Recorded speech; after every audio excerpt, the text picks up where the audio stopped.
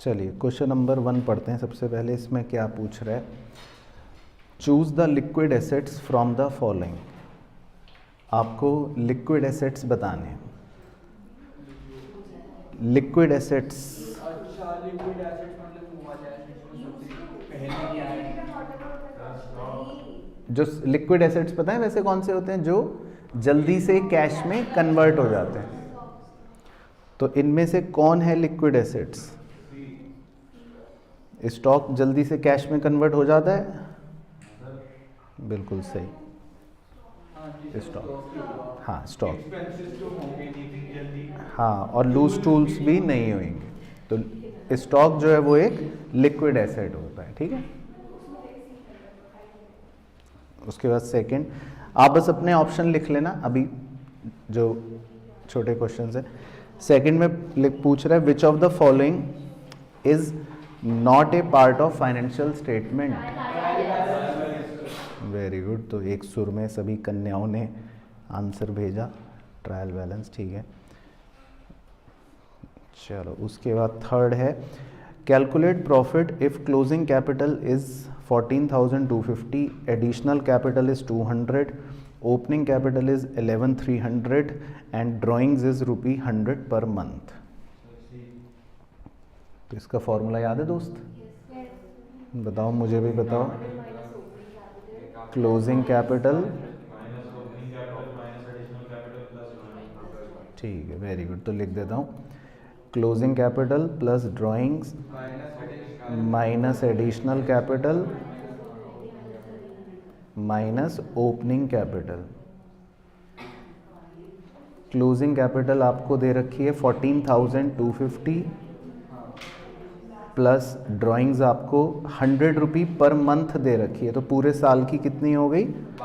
1200 minus additional capital 200 और minus opening capital 11,300।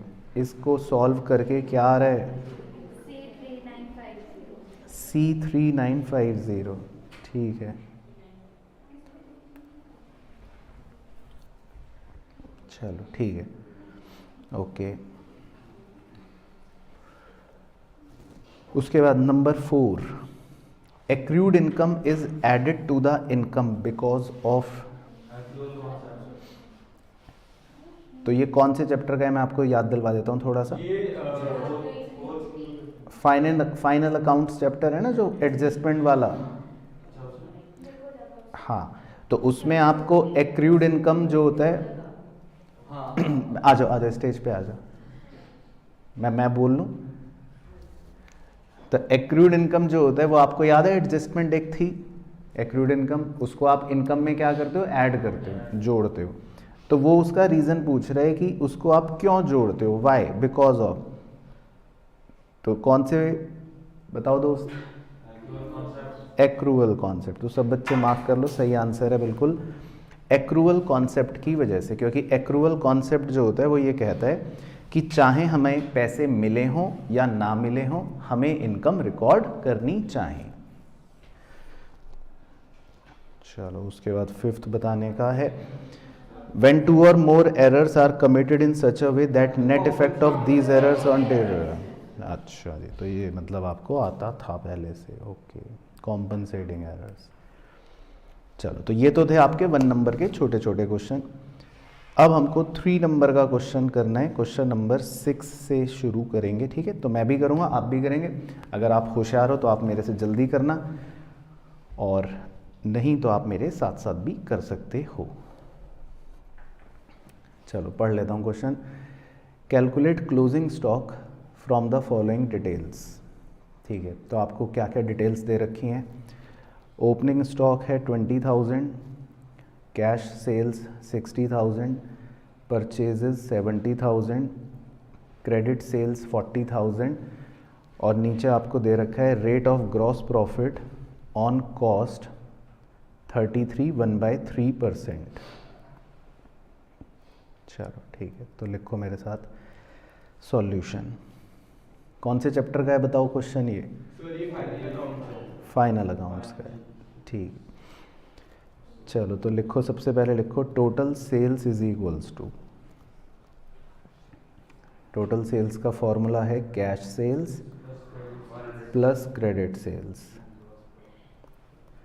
तो cash sales है 60,000 और क्रेडिट सेल्स है 40,000। ठीक है, तो पहले आप सबसे पहले इन दोनों को जोड़कर टोटल सेल्स निकाल लो, सबसे पहला काम। ठीक है,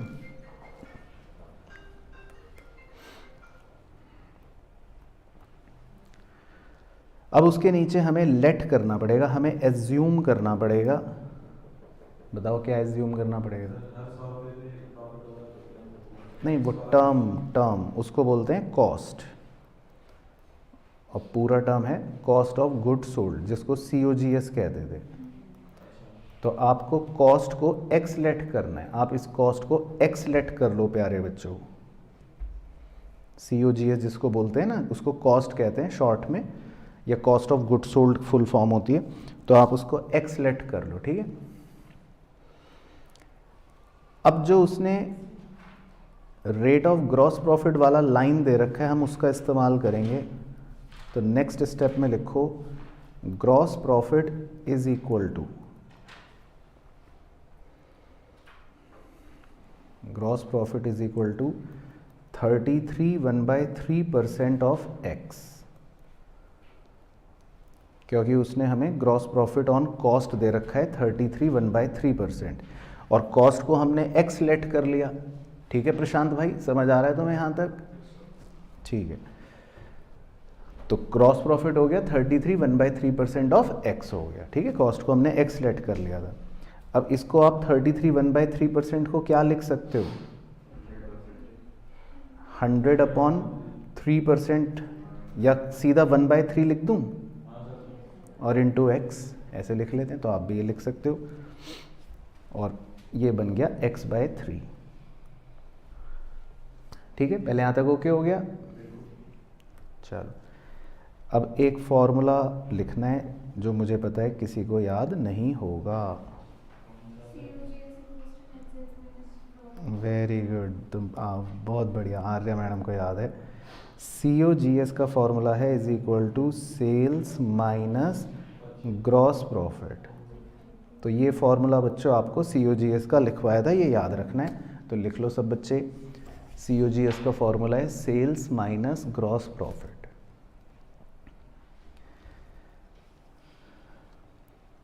तो अब देखो मैं इसमें वैल्यूज पुट कर रहा हूँ, ध्यान से ऑब्जर्व कर लेना ताकि किसी का कुछ छूटे ना। COGS की जगह x लिख लेता हूँ। ठीक है, सेल्स की जगह आपने सेल्स कितनी निकाली थी, ऊपर देखो 1 लाख, तो सेल्स की जगह 1 लाख लिख लेता हूँ। और ग्रॉस प्रॉफिट जो हमने अभी ऊपर निकाला वो लिख लेता हूँ x/3। ठीक है, तो बस आपको इस इक्वेशन को सॉल्व करके x की वैल्यू को फाइंड करना है। ठीक है, तो पहले इधर ले आते हैं x/3 को LHS में, तो इसको फटाफट सॉल्व कर लो। 75,000 आ जाएगा x। ठीक है, तो मेरा भी यही आ रहा है। सही तो हो गई जब मेरे से चेप के कर रहे हो तो। अच्छा, तो COGS आ जाएगा 75,000, मतलब x आ जाएगा 75,000। लेकिन ये आपका आंसर नहीं है, अभी आंसर नहीं हुआ है। ये क्वेश्चन ने हमसे कुछ और पूछा है, क्वेश्चन ने हमसे क्लोजिंग स्टॉक पूछा। हाँ, तो अब COGS का दूसरा फॉर्मूला सुनाओ। Opening stock plus net purchases minus आगे ग्रॉस प्रॉफिट। नहीं, क्लोजिंग। चलो मैं पूरा लिखवा देता हूँ। Opening stock plus purchases plus direct expense minus closing stock. ठीक है, ये पूरा फॉर्मूला है, तो दोबारा लिख लो, आपको याद हो जाएगा। तो ये COGS का दोबारा से पूरा फॉर्मूला लिख लिया, फुल फॉर्मूला है। Opening stock plus purchase plus direct expense minus closing stock. ठीक है, ये दूसरा फॉर्मूला है, ये याद रखना है। अब इसमें वैल्यूज पुट कर लेते हैं। COGS की 75,000, ओपनिंग स्टॉक कितना दे रखा है एक बार देख लो ऊपर, 20,000। परचेज कितना दे रखा है, 70,000। डायरेक्ट एक्सपेंस आप 0 लिख लो, नहीं दे रखे, माइनस क्लोजिंग स्टॉक। अब आपका क्लोजिंग स्टॉक आ जाएगा, कितना आएगा सॉल्व कर लो, 15,000। ठीक है, तो ये आपका आ गया क्लोजिंग स्टॉक। ठीक है, तो ये एग्जाम का एक इम्पॉर्टेंट क्वेश्चन है 3 नंबर का।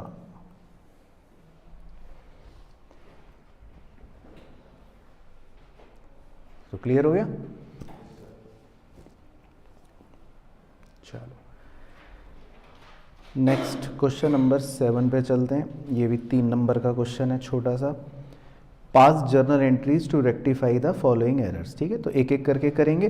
पहले अगर किसी को आता है तो वो बच्चा बता देना, अगर उसने सही बताया तो लिख लेंगे, नहीं तो फिर मैं बता दूंगा। तो सबसे पहला है sales book was overcast by 500। Very good, तो लिख लो भाइयों बहनों, sales account debit to suspense account 500।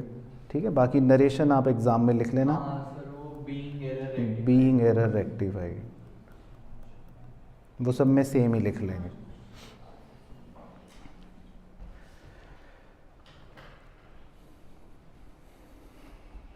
उसके बाद सेकंड,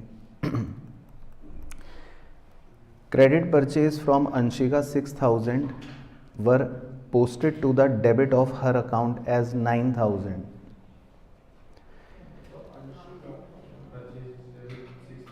चलो ये समझा देता हूँ। देखो, आपने क्रेडिट परचेज करी अंशिका से, ठीक है, तो मैं थोड़ा सा समझा देता हूँ। तो आप ये बताओ कि क्रेडिट परचेज की आप क्या एंट्री करते हो, जर्नल एंट्री बोलो। Very good, purchase account debit to Anshika करते हो, तो उस हिसाब से आपको अंशिका के लेजर अकाउंट में कहाँ पोस्ट करना चाहिए। वेरी गुड, तो हमें आ जाओ स्टेज पे आ जाओ, मैं घर चला जाता हूँ। तो अब जब मैं समझाया करूँ तो कृपया आपके मन में जो गुब्बारे फूल रहे हैं उन्हें शांत रखा करें, ठीक है सर। तो जब मैं पूछूं तब बताएं, जब तक ना पूछा जाए तब तक कृपया मुझे बोलने का अवसर दें। मैं घर से आया इसीलिए हूँ आज।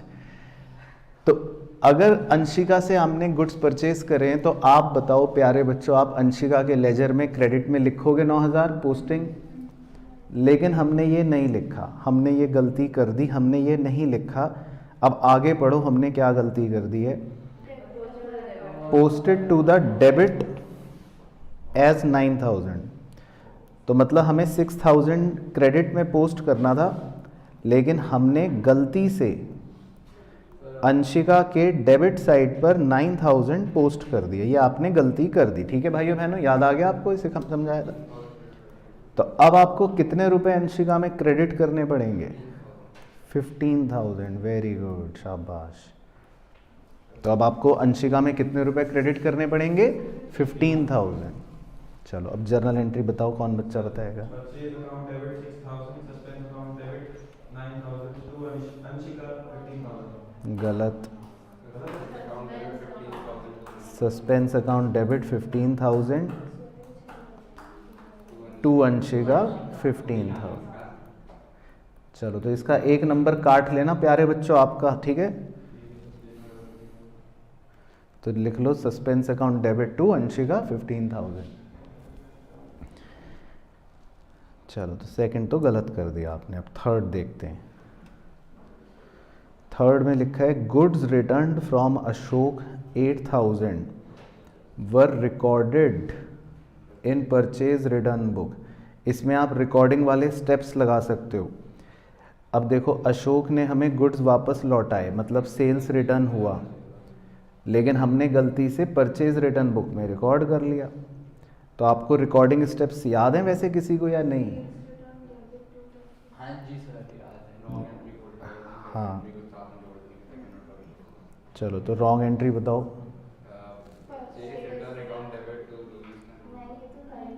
परचेज रिटर्न की क्या एंट्री होती है? ये अशोक टू परचेज रिटर्न। तो बच्चा रॉन्ग की ही रॉन्ग बता रहा है, बताओ। टेक्निकली सही सही है, पता नहीं उल्टा कर देंगे। आ जाओ फिर, तुम स्टेज पर ही आ जाओ, मुझे लगता है तुम्हारे लिए यही जगह सही है। तो ये रॉन्ग एंट्री लिख लो, Ashok debit to purchase return. फिर स्टेप 2 क्या होता है? Reversal of wrong entry. इसका रिवर्स कर दो, तो परचेज रिटर्न डेबिट में डाल देंगे। Purchase return to Ashok. Credit में आ जाएगा। ठीक है, अब करेक्ट एंट्री बताओ सेल्स रिटर्न की क्या होती है? रहने दो, सेल्स रिटर्न टू अशोक। ठीक है, ये सेल्स रिटर्न की एंट्री है।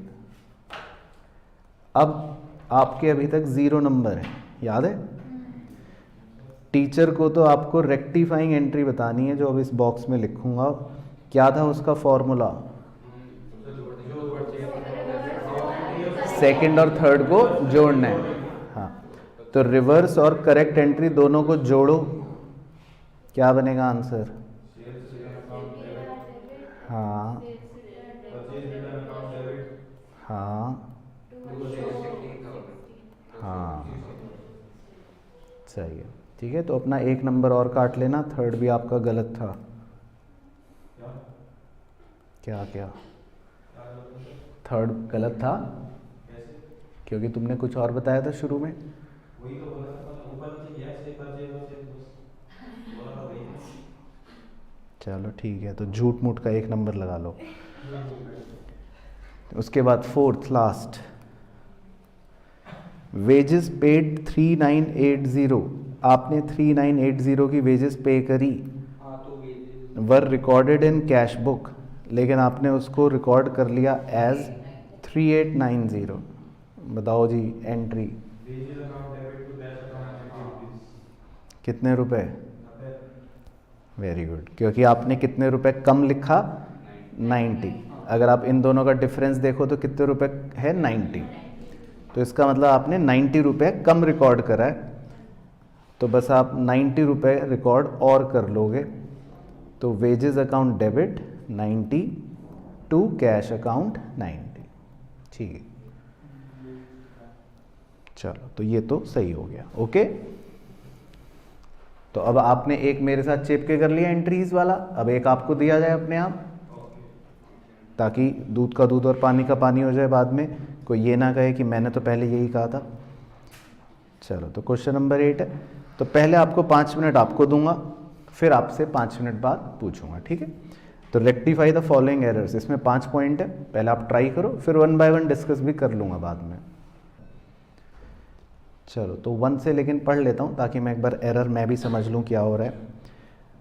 1 में लिखा है कि total of 1 page of sales book was carried forward to the next page as 2785 instead of 2587। तो इस एरर का तो इंटरप्रिटेशन ये है एक तरह से कि आपने सेल्स बुक को 198 ज़्यादा कर रखा है, मतलब ओवरकास्ट कर रखा है ना? तो इसका मतलब क्या आंसर आएगा? चलो, वेरी गुड। तो जिसने ये एंट्री लिखी वो बच्चा अपना 1 नंबर लगा ले, जिसने उल्टा लिखा वो पहले तो 2 थप्पड़ अपने गाल पे लगाए और 1 नंबर काट ले,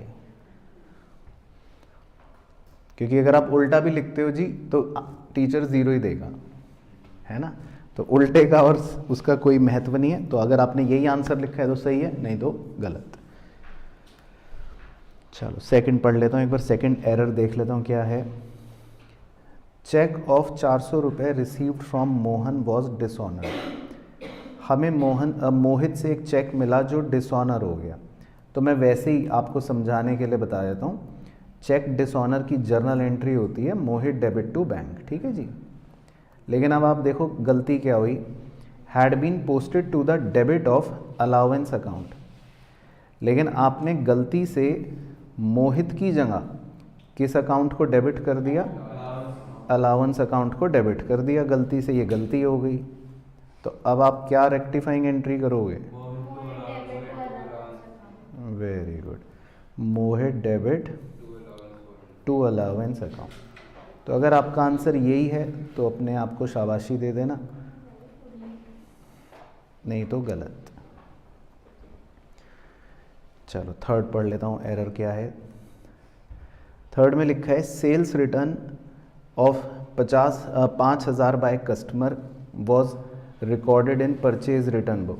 तो ये तो अभी पुराने क्वेश्चन में सेम ही आया था, तो ये तो थर्ड वाला तो आपका पुराने क्वेश्चन में सेम ही था, तो वहीं से वही चेप लेते हैं।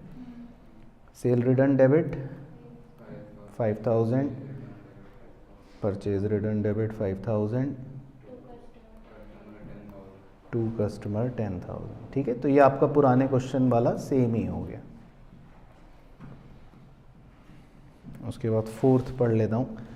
फोर्थ में लिखा है sum of 200 owed by Mr X has been included in the list of sundry creditor.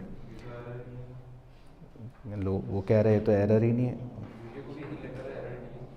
भाई। एक्स से हमें 200 रुपये लेने हैं, एक्स हमारा डेटर है, हाँ, लेकिन हमने गलती से उसे अपना क्रेडिटर समझ लिया, ये हमने गलती कर दी। तो एक्स जो है हमारा डेटर है, लेकिन हमने उसको गलती से क्रेडिटर समझ लिया, ये गलती कर दी। तो बताओ अब, चलो लगाओ बुद्धि। क्रेडिटर को डेबिट करेंगे ताकि क्रेडिटर वाली गलती सही हो जाए, और डेटर को डेबिट करना भूल गए थे तो उसको डेबिट करेंगे। हाँ वो तो आ जाएगा, तुम फोकस करो ना मेरे शब्दों पर। डेटर को डेबिट करेंगे, ठीक है। और 2x 400, क्योंकि आपने x को गलती से क्रेडिटर समझ लिया था डेटर की जगह, तो अब x को हम 400 रुपये से क्रेडिट कर देंगे।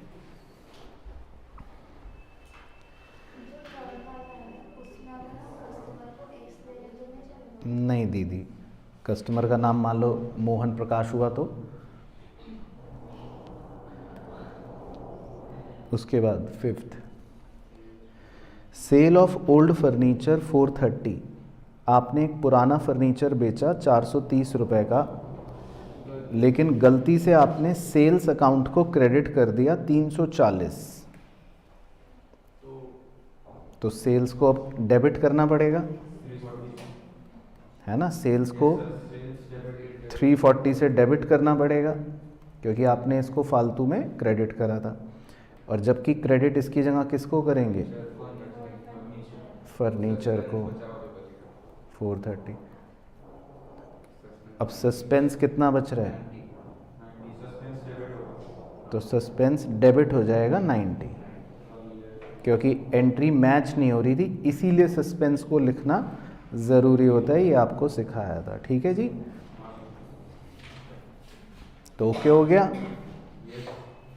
चलो ठीक है।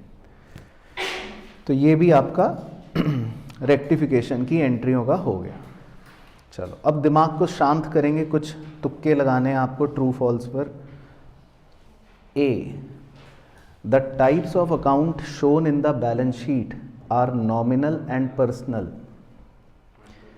बैलेंस शीट के अंदर बच्चों सोच के बताओ कि सिर्फ नॉमिनल और पर्सनल अकाउंट आते हैं, मतलब उसका कहने का मतलब है रियल अकाउंट भी तो आता है, कैश और बैंक भी तो आता है। ठीक है, तो बच्चे होशियार हैं, वेरी गुड, फॉल्स। उसके बाद second, P&L account showed the net profit earned or net loss incurred by the business. True, very good. फिर C, when closing capital is less than opening capital it means profit. क्यों, आपको कैसे पता? सही, यही question अभी paper में आया था। ठीक है, तो प्रॉफिट नहीं होगा बल्कि लॉस होगा। ठीक है। D, from incomplete records it is possible to prepare statement of affairs. True, क्योंकि इनकम्प्लीट रिकॉर्ड्स के चैप्टर में अगर आपको याद हो तो हम स्टेटमेंट ऑफ अफेयर बनाते हैं, और अभी आगे बनाएंगे भी। चलो फिर इन द ब्लैंक बताने प्यारे बच्चों। A, asset account always show dash balance. Debit balance, very good. B, profit is equal to capital at the end plus dash. Drawings, very good. C, from incomplete records it is possible to prepare statement of affairs, ये तो अभी ऊपर आया था। और D, an asset is purchase by the firm which was debited to purchase account, it is error of, उसका क्या नियम था? कि हमने प्रिंसिपल वायलेट कर दिया। तो ये होता है एरर ऑफ प्रिंसिपल। जब हम कोई एसेट परचेज करते हैं मतलब वो एक कैपिटल एक्सपेंडिचर है, बट हम गलती से रेवेन्यू, हाँ, पर हम गलती से उसको रेवेन्यू एक्सपेंडिचर समझ लेते हैं, तो ये इसका मतलब प्रिंसिपल एरर होता है।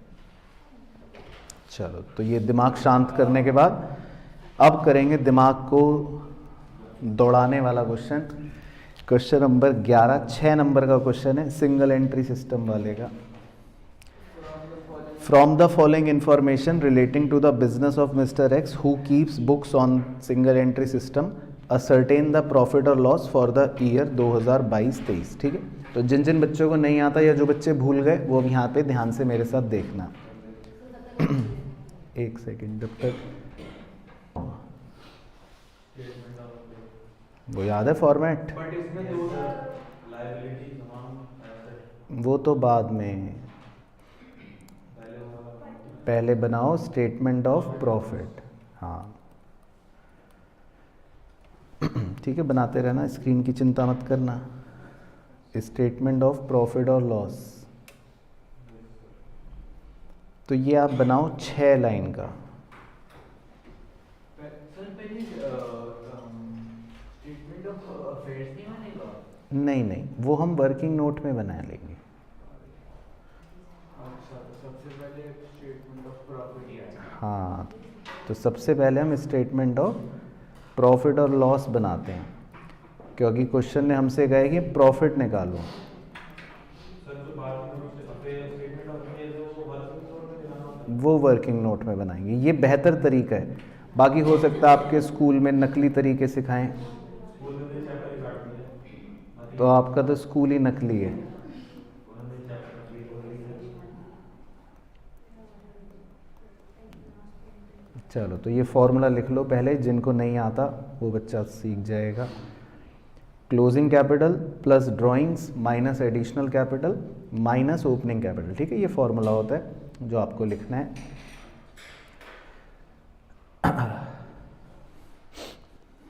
और फिर जो आंसर आता है वो होता है प्रॉफिट। ठीक है जी, लेकिन इसमें क्लोजिंग कैपिटल हमें नहीं दे रखी होती तो वो हम वर्किंग नोट में निकालेंगे, और ओपनिंग कैपिटल भी नहीं दे रखी होती वो भी हम वर्किंग नोट में निकालेंगे। और वो निकालने के लिए क्या बनाना है? Statement of affairs. हाँ, दो स्टेटमेंट बनेंगे ना, एक ओपनिंग और एक ओपनिंग और एक क्लोजिंग। दो स्टेटमेंट बनते हैं। चलो, तो सब बच्चे फिर इसके नीचे बनाओ वर्किंग नोट लिखकर हेडिंग स्टेटमेंट ऑफ अफेयर्स 1 अप्रैल 2022। तो स्टेटमेंट ऑफ अफेयर्स का फॉर्मेट याद है आपको प्यारे बच्चों? बैलेंस शीट ही तो है, तो बैलेंस शीट का फॉर्मेट है वही कॉपी कर सही, दो। तो बैलेंस शीट ही है, बिल्कुल सही। लायबिलिटीज, एसेट्स और रुपीज।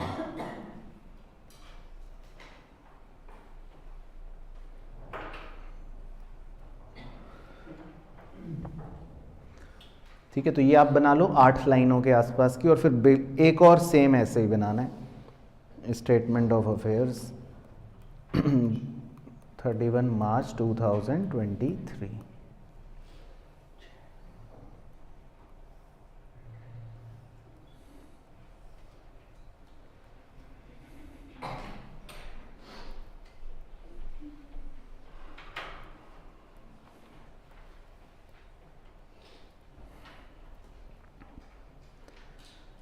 चलो, तो याद है किसी को स्टेप्स क्या करना है? सबसे पहले बताओ। तो 1 अप्रैल वाली सारी चीज़ें कहाँ लिखनी है आपको? स्टेटमेंट ऑफ अफेयर्स में। ठीक है, ओपनिंग वाले में। तो पहले हम ओपनिंग वाला नोट कर लेते हैं। मशीन 8,000, फर्नीचर 2,000, स्टॉक 7,000 और डेटर्स 4,000। तो ये सारे एसेट्स में लिख लो आप, ओपनिंग वाले में। तो लिखो मेरे साथ साथ, मशीनरी 8,000, फर्नीचर 2,000, स्टॉक 7,000 और डेटर्स 4,000। ठीक है, मशीनरी 8,000, फर्नीचर 2,000, स्टॉक 7,000 और डेटर 4,000। फिर लाइबिलिटीज़ में क्या क्या लिखेंगे? एक तो बैंक बैलेंस, क्रेडिट का मतलब होता है ओवरड्राफ्ट, और एक सन्ड्री क्रेडिटर। इन दोनों को लाइबिलिटीज़ में लिख लेते हैं। तो बैंक ओवरड्राफ्ट 200 और सन्ड्री क्रेडिटर, इन दोनों को लाइबिलिटीज़ में लिख लो। बैंक ओवरड्राफ्ट 200 और सन्ड्री क्रेडिटर्स 5,000। चलो, तो इस इतने पोर्शन तक में किसी बच्चे को कोई दिक्कत तो नहीं? तो प्रशांत भाई समझ आ गया यहाँ तक? चलो ठीक है। तो अब आपको टोटल बताना है एसेट साइड का क्या आएगा। टोटल 21,000। ओके, और 21,000 में से 5,200 रुपये माइनस कर दो, 15,800। तो इसका मतलब ये क्या पता चल गया? Opening capital. ठीक है जी, तो क्लियर हो गए सबको स्टेप्स? तो आपको ये ओपनिंग कैपिटल पता चल गया। चलो, तो यहां तक सब बच्चे ओके? ठीक है, तो इसको ओपनिंग कैपिटल को कहाँ लिखेंगे बताओ? नीचे जो स्टेटमेंट ऑफ प्रॉफिट और लॉस। हाँ, तो यहाँ पे लिख दो ओपनिंग कैपिटल में 15,800। तो आपका एक काम तो हो गया। ठीक है, यहाँ तक ओके? तो निष्ठा दीदी फोटो खींच ली। ऐसा करो, पूरा सॉल्यूशन की फोटो मैं भेज दूंगा, नोट मत करो, ठीक है? पेन रख लो बैग में। चलो, अब क्या करेंगे? अगला स्टेप बताओ जी। क्लोजिंग वाले की भी सारी वैल्यूज अब स्टेटमेंट ऑफ अफेयर में लिखनी है। तो क्या क्या चीज़ें दे रखी हैं क्लोजिंग में? मशीनरी 8,000, फर्नीचर 2,000, उसके बाद स्टॉक 5,000, डेटर 4,500 और इस बार बैंक बैलेंस 1,800 डेबिट ही है, तो ये भी एसेट में ही लिखना है। और सन्ड्री क्रेडिटर लाइबिलिटी। चलो, तो क्लोजिंग स्टेटमेंट ऑफ अफेयर्स तो चेपो निष्ठा मैडम साथ साथ, तभी तो स्पीड आएगी। फ़ोटो खींच के घर जाने से पहले डिलीट हो जाएगी फ़ोटो तो मशीन लिखो 8,000 अंदर की तरफ, फर्नीचर लिखो 2,000 अंदर की तरफ, स्टॉक लिखो 5,000 बाहर, डेटर्स लिखो 4,500 बाहर, अच्छा, और बैंक बैलेंस लिखो 1,800 बाहर। तो कौन बच्चा बताएगा कि मशीन और फर्नीचर अंदर क्यों लिखे? ठीक है, तो आप इतने होशियार हो? आप इतने होशियार हो गए? बहुत अच्छा, तो मेरे साथ रहोगे तो ऐसे ही स्मार्ट बन जाओगे। तो बिल्कुल सही पहचाना जी। मशीन और फर्नीचर को हमें अभी डेप्रीशिएट करना है। वो क्वेश्चन है ना, एडजस्टमेंट दे रखी थी लास्ट में कि मशीन को 10% और फर्नीचर को 5% डेप्रीशिएट करना। चलो, तो आप ही से पूछेंगे, बिल्कुल सही कहा। तो मशीन का 10% बताओ कितना? 800। तो माइनस कर दो, कितना आएगा? 7,200। ठीक है, और फर्नीचर का 5% वो भी आप बताओ। 100। ठीक है, तो वो भी माइनस कर दो, तो बाहर आ जाएगा 1,900। ठीक है, तो भाई क्लियर हो गया सब बच्चों को? चलो, बाकी लाइबिलिटीज़ में तो बस एक ही चीज़ है, क्रेडिटर्स 3500। बस अब आप टोटल आप बताओ एसेट का। टोटल है 20,400 और क्लोजिंग कैपिटल 16,900। चलो ठीक है जी। तो ठीक है, क्लियर हो गया सबको, किसी को कोई दिक्कत तो नहीं? ओके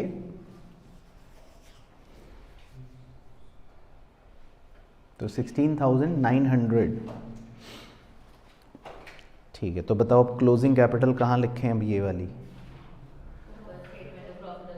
हाँ ऊपर लिख लेते हैं, स्टेटमेंट ऑफ प्रॉफिट और लॉस में सबसे ऊपर था ना क्लोजिंग कैपिटल। तो क्लोजिंग कैपिटल में आप लिख लो 16,900। ठीक है, यहाँ तक ओके हो गया? चलो अब आप निकाल सकते हो पूरा आंसर। उसने बोला था मिस्टर एक्स विड्रू 4100, तो ये क्या दे रखी है? ड्राइंग्स। और ही इंट्रोड्यूस्ड 300 एज फ्रेश कैपिटल, ये क्या दे रखी है? एडिशनल। ठीक है, तो ड्राइंग्स आप प्लस कर दो 4100 और एडिशनल कैपिटल माइनस कर दो 300। अब बताओ आंसर प्रॉफिट का कितना आया? 4900। यही आ रहा है भाई सबका? श्योर?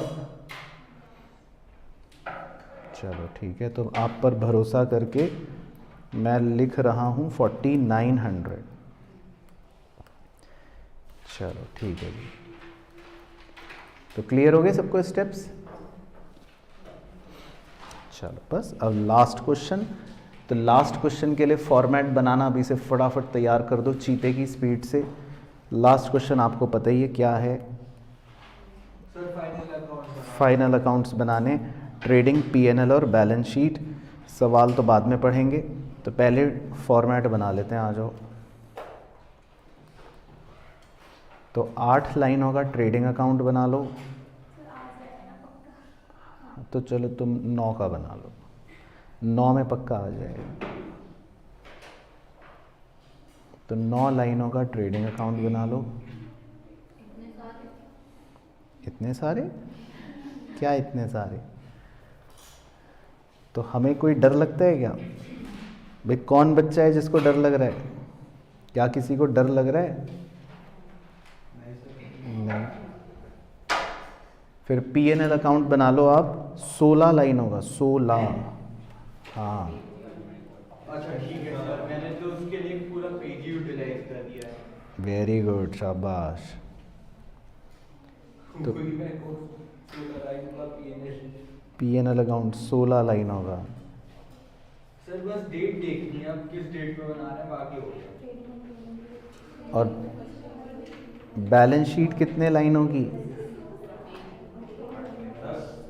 बैलेंस शीट 12-13 की शायद। बैलेंस शीट हाँ 15 लाइनों की बना लो, मतलब 12 से 15 लाइनों की बना लो।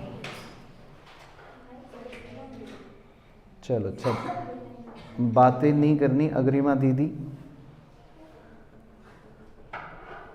अपनी सखी को भी कहो कि भाई बातें नहीं करनी।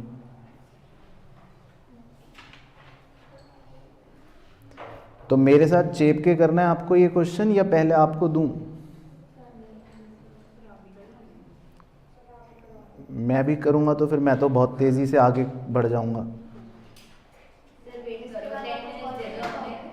ठीक है, तो 10 मिनट्स पहले आपको देता हूँ, फिर उसके बाद मैं करूँगा। हाँ तो फिर तो मैं आप इसे करवाऊँगा। अब तो पहले आप करो फिर मैं करूँगा। बच्चे इंसिस्ट कर रहे हैं कि सर पहले हमें खुद करना है, तो करो, खुद करो, पहले करो भाई, करो, खुद ही करो। चलो, तो बच्चों ने मेहनत कर ली है, मजदूरी कर ली है। अब सुने ध्यान से। पहली एडजस्टमेंट है क्लोजिंग स्टॉक, तो इसको तो आप ट्रेडिंग अकाउंट के क्रेडिट साइड में और बैलेंस शीट के एसेट साइड में लिख लोगे। ठीक है, तो ये तो ओके। सेकंड है डेप्रीशिएट करना, प्लांट और मशीन को 10%, फर्नीचर 5%, हॉर्सेस को 1000 रुपये और गुडविल को 3000। तो ये आप कर लोगे। हाँ ये भी डेप्रिसिएशन की तरह ही हो गया। डेप्रिसिएशन 3008 कर दिया। हाँ मैंने एक्चुअली क्या करा, मैंने पीएनएल में जाके ऐसे देखो फिर रिटर्न ऑफ करा और वहाँ पे 3008 कर दिया। हाँ दोनों तरह से सही है। तो पीएनएल में डेबिट कर दोगे और बैलेंस शीट के अंदर एसेट्स में से माइनस कर दोगे। तो दो एडजस्टमेंट्स पहले सबको ओके हैं, ठीक है। थर्ड वाली है provide 5% for doubtful debts on debtor. तो ये मैंने आपको बताया था कि ये एक क्लोजिंग प्रोविज़न है जो एडजस्टमेंट में दे रखा होता है। तो आपने क्लोजिंग प्रोविज़न अगर निकाला होगा तो आपका क्लोजिंग प्रोविज़न कितना आया होगा, 3907, ठीक है। बाकी इसका फॉर्मूला होता है old bad debts plus closing PDD minus opening PDD. अच्छा जी, फोर्थ है प्रीपेड एक्सपेंसेस, इंश्योरेंस 300 और टैक्सेस 190। तो मतलब आपको प्रीपेड आपको 490 दे रखा है। अब प्रीपेड का ट्रीटमेंट सुन लो ध्यान से, यहाँ पे मैं बता देता हूँ ताकि बाद में आप नाटक नौटंकी ना करो। तो आपको ना एक इंश्योरेंस एंड टैक्सेस के नाम से एक्सपेंस दे रखा है, देखो ऑलरेडी 4175। तो आप इसमें से वो प्रीपेड वाला हिस्सा माइनस कर दोगे 490, ठीक है। तो ये सिर्फ आपका कितना बचेगा, मतलब जो भी बचेगा वो तो खैर आप निकाल लोगे, 3685। और 490 प्रीपेड एक्सपेंस को कहाँ शो कर दोगे, बैलेंस शीट में एसेट साइड पे ही। तो याद आ गया प्रीपेड एक्सपेंस का ट्रीटमेंट क्या है। तो पीएनएल और बैलेंस शीट दोनों में जाएगा। हाँ, तो पीएनएल में एक्सपेंस में से माइनस कर दोगे और बैलेंस शीट में एसेट में शो कर दोगे। अब एक फिफ्थ एडजस्टमेंट थी जो मुझे लगता है कि आपको बिल्कुल भी समझ नहीं आई होगी, क्योंकि आप सब बच्चे बुद्धिमता छोड़कर रट्टू तोते बनते हैं इसी वजह से। अब उसने धीरे धीरे पढ़ना है, क्या दे रखा है फिर मैं समझाऊंगा, फिर बात करेंगे। उसने बोला 3/5 of insurance and taxes, rent and general expense, ठीक है। ध्यान से सुनना, मैं रिपीट नहीं करूंगा। 3 खर्चों के बारे में उसने बात करी है, कह रहा है इंश्योरेंस एंड टैक्सेस, रेंट और जनरल एक्सपेंस। इन तीनों के बारे में कह रहा है 3/5 to be charged to factory. अब समझ लेना इसका क्या मतलब है। हाँ, तो इसका मतलब है कि आपको इंश्योरेंस वाले खर्चे का, रेंट वाले खर्चे का, रेंट कहाँ है एक बार मार्क कर देता हूं, ये रहा, और जनरल एक्सपेंस वाले खर्चे का ये रहा, इनका आपको 3/5 हिस्सा कहां पर लिखना पड़ेगा, ट्रेडिंग में। चार्ज टू फैक्ट्री का मतलब होता है मैन्युफैक्चरिंग एक्सपेंस हो गया। तो आप इनके 3/5 हिस्से को कहां पर लिखोगे, ट्रेडिंग में, और जो बचा हुआ हिस्सा होगा वो कहां लिखोगे, पीएनएल में। बस इस एडजस्टमेंट का ये मतलब था। तो आपको इन तीनों खर्चों के 3/5 को फैक्ट्री में चार्ज करना है और बैलेंस को ऑफिस में चार्ज करना है। तो मैंने आपको सिखा भी रखा है, ऑफिस मतलब पीएनएल और फैक्ट्री मतलब ट्रेडिंग। तो इस एडजस्टमेंट में आपको बस ये करना है। तो 3/5 हिस्सा फैक्ट्री में और बचा हुआ हिस्सा ऑफिस में, पीएनएल। सेकंड कुछ नहीं होगी, बस ये तो इसको तोड़ना है आपको, दैट्स इट। हाँ, इसका दूसरा हिस्सा कुछ नहीं है। ये कोई एडजस्टमेंट थोड़ी है ना, ये तो आपको बेवकूफ बनाया गया है, अमाउंट को तोड़ना है। हाँ, तो 3/5 हिस्सा ट्रेडिंग में लिख देना, बचा हुआ हिस्सा पीएनएल में लिख देना। वो तो आपका तो गलत ही है, और क्या आपने क्या सोचा, आप बिना एडजस्टमेंट के सही आ जाएगा। अच्छा, 6th एडजस्टमेंट कौन बच्चा बताएगा भाई, होशियार बच्चा। Advertisement expense to be written off over 3 years, ठीक है। तो एडवर्टाइजमेंट एक्सपेंस कह रहे हैं इसको 3 साल में राइट ऑफ कर दो। तो मतलब आपको 1500 रुपए ही पीएनएल में अपना एक्सपेंस दिखाना पड़ेगा, बाकी जो 3000 रुपए है उसको बैलेंस शीट में एसेट शो करो। बाकी लास्ट एडजस्टमेंट तो आपको आती होगी, वो तो मैं छोड़ दूं। 10% मैनेजर का कमीशन निकालना है on the net profit after charging such commission. तो आफ्टर चार्जिंग का मतलब क्या करना पड़ेगा, 10/110 से मल्टीप्लाई करना पड़ेगा। चलो तो अब करो, फिर सीधा आंसर डिस्कस करेंगे। चलो बस एक बार आंसर सभी को दिखा देता हूँ, सब अपने आइटम्स चेक कर लो फाइनली, ठीक है। तो ट्रेडिंग अकाउंट ये है आपकी आंखों के सामने। इसमें आपका ग्रॉस प्रॉफिट का सही आंसर आएगा 86,010। सही आ रहा है, ठीक है। उसके बाद P&L अकाउंट वो दिखा देता हूँ। बाकी ये देखो 3/5 निकाले थे पोर्शंस, ये वो हैं। रेंट का 3/5, इंश्योरेंस का 3/5 और जनरल एक्सपेंस का 3/5। हाँ, तो ट्रेडिंग अकाउंट की फ़ोटो ले लो। जिन भी नलायकों का नहीं आया आंसर वो इसकी कृपया फ़ोटो ले सकते हैं। तो ग्रॉस प्रॉफिट आएगा 86,010। ठीक है, next photo. Next photo P&L account की, जिसका नेट प्रॉफिट का सही आंसर आ रहा था 52,550। ठीक है, और लास्ट फोटो बैलेंस शीट। हाँ, सारे आइटम्स आएंगे। तो एक बार नेक्स्ट फोटो दे दूं फिर चेक करवा दूं। और लास्ट फोटो है बैलेंस शीट, जिसमें दोनों साइड का टोटल आएगा 197,965। ठीक है, अब घर जाके माथे पे बर्फ रख के दोबारा से सॉल्व करके फिर देखना कि यही आया कि नहीं।